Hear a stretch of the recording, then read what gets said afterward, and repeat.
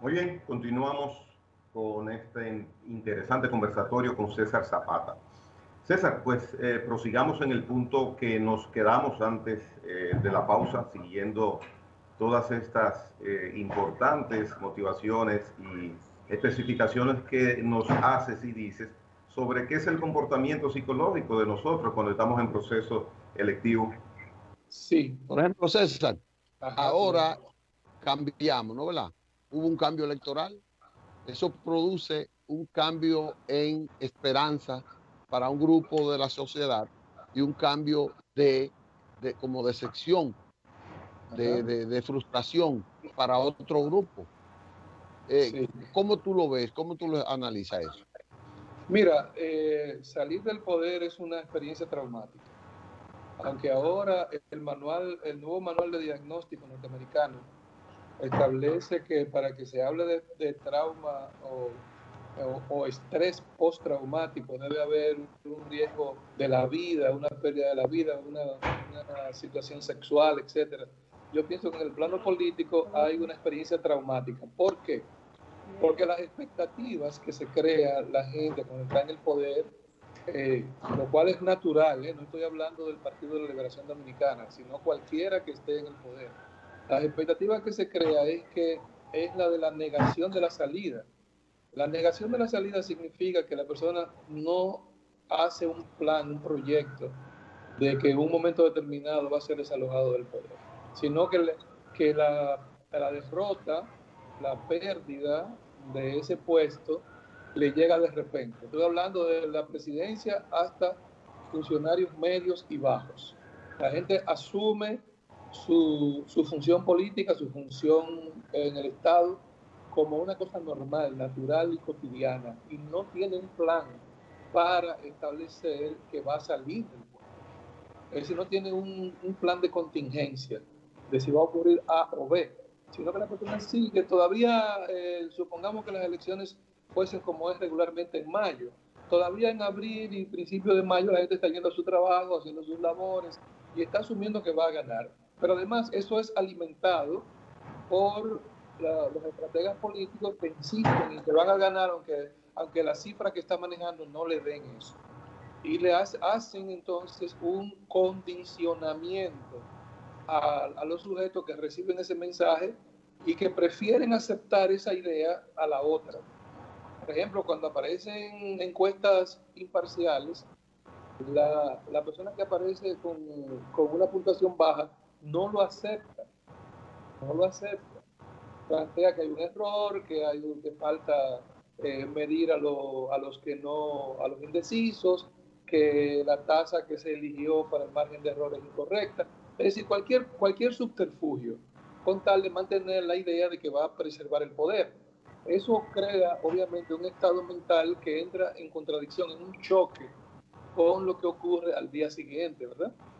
Al día siguiente de las elecciones, yo me despierto con la probabilidad de que voy a ser desalojado del poder. Eso me va a dar insomnio, ansiedad, traumatizaciones. Tenemos una triste recordación de un presidente que tuvo muchos problemas de salud cuando fue confrontado judicialmente. Es decir, tenemos todas esas, la idea, el riesgo de que nos puedan irrespetar, la pérdida del estatus de poder. Al ser desplazado del poder, es difícil hacer la transición de un sujeto con poder a un ciudadano común. Todos esos son efectos psicológicos que me van a generar un estado traumático, que voy a necesitar incluso ayuda, primero del círculo familiar, y si falla el círculo familiar voy a tener que ir a un terapeuta, porque en verdad eso genera un efecto traumático que no se resuelve de la noche a la mañana. Y por consiguiente, mucha gente, vuelvo y digo, desde las más altas instancias hasta los funcionarios medios, mucha gente va a necesitar de verdad hacer el switch, el transfer de haber tenido poder, de haber dirigido una unidad, un departamento, el Estado Dominicano, a no tener ese poder ahora y a ser un ciudadano común. ¿Por qué? Eso es lo negativo, pero y en el positivo, escúchame, Gregory.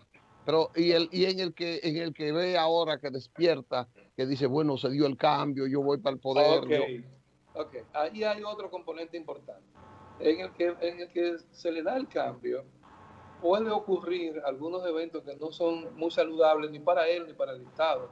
Uno de ellos es el tema de la megalomanía. Recuerden que estamos hablando en términos generales, no estamos hablando en términos personales. En cualquier país del mundo, en cualquier estado, hay una gran variedad de seres humanos y no conocemos los estados psíquicos de las personas que van a ir al poder. ¿Está claro? Entonces, cualquier persona, cualquiera, desde uno que vaya a dirigir un departamento, el departamento más pequeño del gobierno, hasta el que esté arriba, debe vigilar sus pensamientos megalomaníacos. La megalomanía es un delirio, un estado delirante, que la palabra delirio significa que yo cambio la realidad por lo que pienso, sustituyo la realidad por lo que pienso. ¿Qué pasa? Cuando usted ostenta poder, de repente le surgen una serie de amigos que usted no tenía antes, una gran cantidad de amigos, de adláteres que usted antes no tenía, que comienzan a abrazarle, a hacerle sentir una persona importante, a decirle que usted es un genio y que usted lo va a hacer mejor, y a recibir muchos aplausos, y sujetos, los llamados bocina, que antes hablaban del candidato en el poder, ahora van a hablar de usted, y lo van a llamar, le van a decir, mire, con esta cantidad de dinero usted va a ser un dios. Entonces, la persona tiene que estar alerta a eso para que eso no le afecte su psicología, para mantener estabilidad emocional. Yo debo decir dos cosas. Yo escribí un artículo sobre Leonel Fernández cuando Leonel Fernández estaba siendo atacado con el tema del quirinazo, que se llamó Leonel Fernández un ejemplo de inteligencia emocional. Y ahora quisiera escribir un artículo, pero lo quiero hacer más adelante para que no se parezca que lo estoy haciendo oportunistamente, sobre el candidato ganador, próximo presidente de la República, presidente electo. ¿Y cuál sería el título de ese artículo? El presidente electo ha mostrado estabilidad emocional a lo largo del proceso. No ha habido alteraciones, no ha habido discursos grandilocuentes, no ha habido... De hecho, algunos quisieron usar eso en su contra, sin embargo, eso va a su favor, porque quiere decir que hay suficiente estabilidad mental para recibir un país en crisis, suficiente estabilidad mental para recibir las grandes presiones que va a recibir durante su gestión en 4 años, que es una etapa bastante difícil por todo lo que ustedes conocen, por la economía mundial y la local. Entonces, esa estabilidad que en una ocasión se le quiso indilgar como una limitación, ahora que es ya el virtual presidente de la República, es una cualidad, un atributo, ¿ok? Que le va a permitir mantener equilibrio. Eso se llama locus de control interno. El locus de control interno significa que los factores externos no son lo que van a determinar mis respuestas emocionales, sino que yo tengo puesto ese control en factores internos, en mi propia capacidad para procesar información. Si eso se mantiene... ¿Eso es aprendido o es...? Eso tiene mucho de aprendido, porque hay muchos factores que intervienen. Interviene la formación familiar, interviene la estabilidad emocional, interviene tener un círculo seguro. El círculo seguro significa haber tenido un espacio familiar protector adecuado, en términos de, no hablo de protección económica, hablo de protección en términos de salud mental. Entonces hay un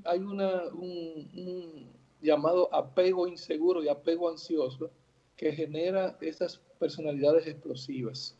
Y hay un espacio de apego seguro que permite que el sujeto no solamente replique eso en su familia, es decir, lo aprende en la infancia y lo puede aplicar en la familia.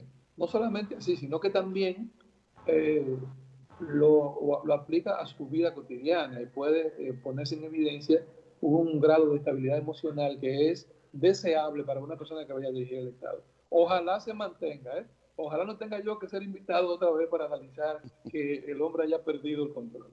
Un buen ejemplo de ese locus motivacional fue Balaguer.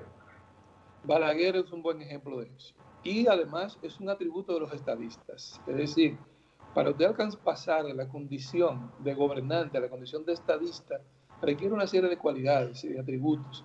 Un fuerte liderazgo es lo primero, pero también tiene que tener una personalidad centrada en ese locus de control.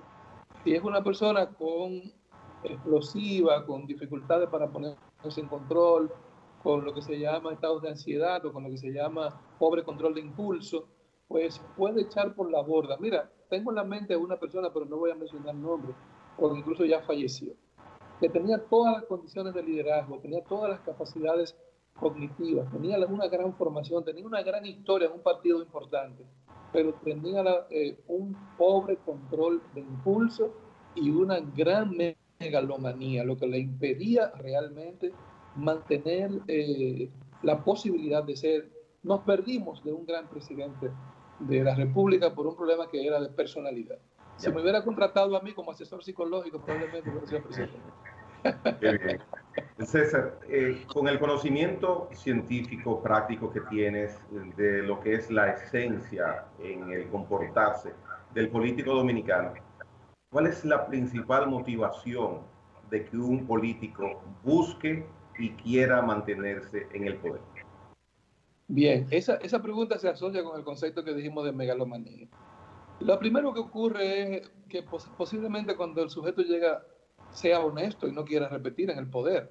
Pongo el ejemplo del caso de Danilo Medina Sánchez, que en sus discursos en el primer periodo de gobierno, cuando era candidato, repitió muchas veces que iba a gobernar durante un periodo y nada más, y que además era, digamos, un peligro para la democracia del país, la repetición en el poder, e incluso dijo una verdad irrefutable: el que está en el poder va a manipular el poder para tratar de mantenerse en él. Por tanto, la idea de un solo periodo, sobre todo en países de pobre democracia, una democracia débil, parece interesante. Déjame corregir, César, mi pregunta, porque sí. no la hice correctamente por la respuesta que estás dando. Cuando hablo del político que quiere mantenerse en el poder y cuál es su principal motivación para llegar al poder, me hablo de todo el político dominicano, no solamente del presidencial. No, yo he puesto el ejemplo del señor presidente, pero es a cualquiera a quien se le puede aplicar esto. Lo primero que ocurre es que el entorno, lo que en la época de Balaguer se puso de moda con la palabra anillo, ¿verdad? Los grupos de influencia. Esos grupos de influencia, por lo que dijimos antes, el temor a perder el espacio de poder o el temor a no alcanzarlo, comienza a ocultar la personalidad del candidato, a hacerle creer que realmente él tiene una condición suprahumana, y el individuo se ve afectado por esto. Por tanto, al asumir, bueno, les voy a poner un ejemplo muy típico de nosotros los dominicanos también. Yo creo que el único país, por ejemplo, en Estados Unidos, cuando alguien ha sido presidente, se le dice former president, pasado presidente. Pero aquí se le sigue siendo presidente en presente a las personas que fueron expresidentes. Y eso sigue abultando su sentimiento de ser una personalidad especial, única. Y como es una personalidad especial, el presidente Hipólito Mejía, el presidente el presidente Leonel Fernández. Y me imagino que ahora también el presidente... Y el presidente Balaguer, se le dice el presidente Balaguer aún muerto. El presidente saliente ahora va a ser presidente, no será former president, no será expresidente. Entonces toda esa atmósfera alrededor del sujeto le hace lo que se conoce como distorsión, le genera lo que se llama distorsión perceptiva. Y comienza eso afecta. Sí. Sí. Y comienza a verse a sí mismo como imprescindible, ¿verdad? Seguro. Eso afecta el funcionamiento eficaz de la administración pública, del Estado, de lo que él tiene que manejar, como claro que distorsiona sí, el sentido de dónde deben ir los servicios. Claro que sí, por eso estamos aprovechando este espacio para alertar al gabinete próximo y al presidente próximo de mantenerse centrado en su personalidad, de mantener los vínculos primarios familiares para sentirse con los pies en la tierra, un ser humano que va a durar un periodo de 4 años en el poder y no verse tentado por el pensamiento delirante megalómano de creerse un ser predestinado, superdotado, etc. No, usted es una persona que recibe un mandato. Usted no es un mandador, usted es un mandatario. El mandatario que recibe el mandato del pueblo que está en la Constitución de la República. Por consiguiente, mantenerse equilibrado emocionalmente va a depender de que usted centre su personalidad en esas ideas de que usted es un ciudadano que ahora va a ocupar. Por eso me gusta esa frase de ciudadano presidente. Usted es un ciudadano que ahora va a ocupar un espacio de dirección en el que va a ordenar, a dirigir, a organizar el Estado y por consiguiente es un servidor del Estado, en la máxima magistratura, pero a fin de cuentas un servidor del Estado. Ya no tenemos políticos sentimentales, que su principal logro y su principal objetivo es el bienestar común. De verdad. Mira, esa es una pregunta difícil porque... Si quieres te puedo acoger a la quinta enmienda norteamericana. Es una pregunta difícil porque la quinta enmienda no funciona aquí. Es una pregunta difícil porque habría que hacer, digamos, una psicología de los partidos políticos. Habría que trabajar con el doctor León Tebrea, que es un experto en eso. Es en los partidos políticos donde habría que discutir esa cuestión. ¿Por qué? Porque un partido político, por definición, sería una agrupación, una organización, ¿verdad? Una organización, y lo reitero porque ha habido muchas desorganizaciones que tienen estatus de partido político en República Dominicana.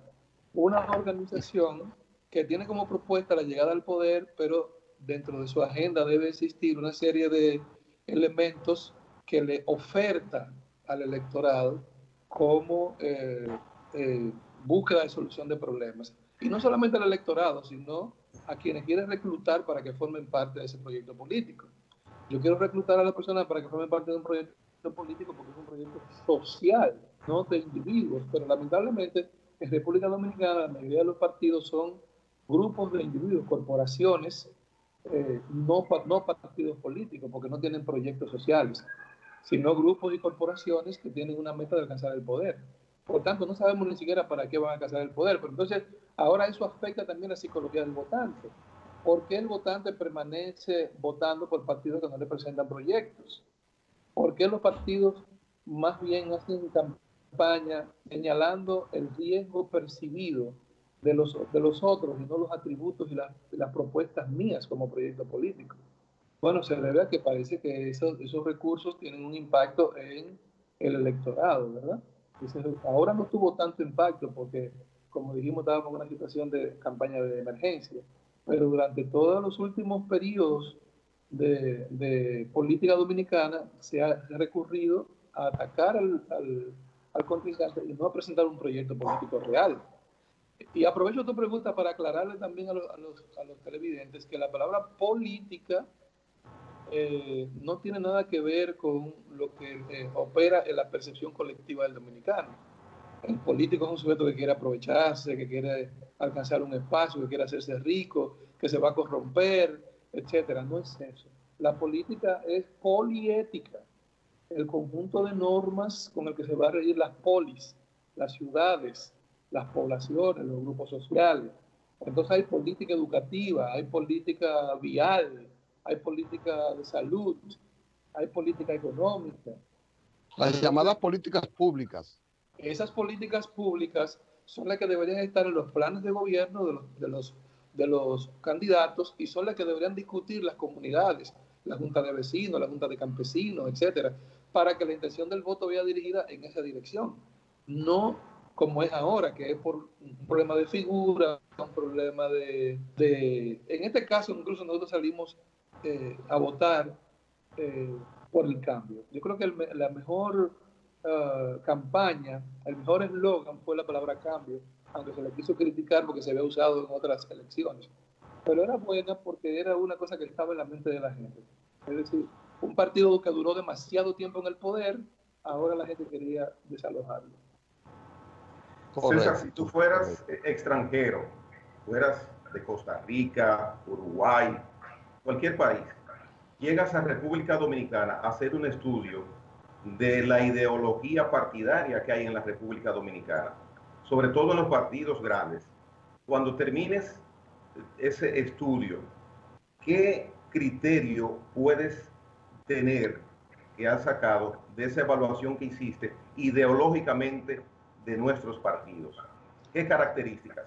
Lo primero es que si yo fuera de un país suramericano, digamos Argentina o Chile, estaría cobrando en dólares las conferencias sobre estos temas y tendría quizás algunos libros publicados y un nombre ya marcado, pero nací en una isla y nacer en una isla implica aislamiento en muchos sentidos. Mira, lo primero que yo veo en los partidos políticos ha sido precisamente una crisis de las ideologías. Tú puedes observar que en la década de los 70 los partidos, incluso el propio Partido Reformista, pasó a adscribirse a un movimiento internacional que implicaba una visión, una ética del mundo. Lo hizo el PRD también con la tercera vía, el socialismo democrático. Entonces teníamos, el propio PLD tenía una visión marxista. Y entonces teníamos escuelas. El PLD tenía una escuela, el PRD tenía una escuela de formación política en la que se discutían esos principios que se podían considerar, digamos, universales. Es decir, que se podía, digamos, en un momento determinado vincularlo a España, por ejemplo, donde José Francisco Peña Gómez tenía tan buenas relaciones, a Francia, donde el socialismo democrático llegó al poder, y entonces uno tenía modelos, y el que tenía aspiraciones a ser político tenía la posibilidad de adscribirse o no a determinados modelos de ideas y de proyectos que tenían incluso principios que eran paradigmáticos. Un paradigma implica una teoría científica aceptada por una comunidad científica. Entonces los científicos de la política tenían esos paradigmas posibles. Tú puedes ser socialista democrático o socialista a secas, partiendo de la visión del marxismo, o podías estar adscrito al social cristiano, que era un proyecto político también. Ahora no existe nada de eso. Por eso te digo que los partidos han pasado a ser corporaciones, agrupaciones de personas con intereses comunes, pero no hay un proyecto político per se. Yo pienso, por ejemplo, que el Partido Revolucionario Moderno, que tiene una cosa que ustedes no han dicho, ustedes los periodistas, es el partido más joven que ha accedido al poder en República Dominicana. Es decir, en más corto plazo. De eso vamos a hablar después, porque es una historia que hay que hacer. Justamente hoy cumple aniversario de haber solicitado el cambio de nombre. Exactamente. Entonces, yo creo que es el momento, ahora que tiene poder en las manos, que el PRM se plantee una escuela de cuadros y que se plantee una vinculación con un proyecto de ideas. Es un momento importante, porque entonces le permite, digamos, cohesionar su poder, cohesionar su fuerza.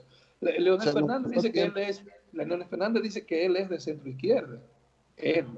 Pero bueno, hay que ver, tu proyecto político va a seguir esos lineamientos, tus cuadros políticos van a seguir esos lineamientos, las unidades que tú disperses en el país van a seguir esos lineamientos, va a haber una manera de orientar a los miembros en torno a qué significa un partido de centro izquierda.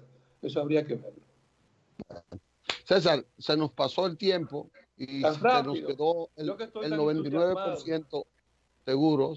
Eso quiere decir que tiene que volver. Y más pronto de lo que pudiste venir ahora. O sea, que en un trayecto de tiempo. Me gusta la dinámica del programa, la inteligencia de ustedes. Son preguntas muy inteligentes, muy buenas. Debo decir que he ido a programas donde me hacen preguntas que yo tengo que reelaborarlas para poderlas convertir en interesantes. Pero aquí ha sido muy buena la participación. Gracias, nos faltó conversar con César si César no ha tenido ofertas para que se agregue a una lista de un partido. Pero ya antes del 17 de agosto, César. Volveremos a hablar antes del 17 de agosto. He tenido más de una oferta. Ok, señores, gracias. Recordarles que el 6 de julio es el aniversario de la fundación de la Sociedad Secreta La Trinitaria, de ese grupo de jóvenes que encabezó Juan Pablo Duarte y que nos dio al traste con la dictadura y el advenimiento de la primera república, tengo entendido, en 1844, la independencia nacional. Nos veremos mañana en otro programa, no tan interesante como el de hoy, no se lo voy a decir, pero va a ser interesante. Así que hasta mañana, si Dios quiere. Muchísimas gracias. Bye bye, César. Hasta pronto.